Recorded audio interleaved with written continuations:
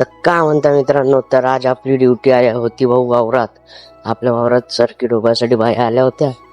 तर बाबानं काका तिकडे आहे, तर मग म्हटलं की आपली ड्युटी इकडे लावून दिली त्यानं.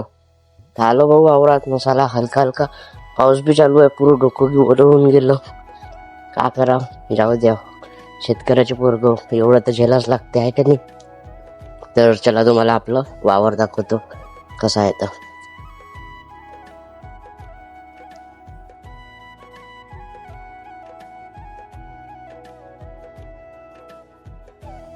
इकडे आपण कड्यारू टाकलाय आपल्या गाईसाठी चारा.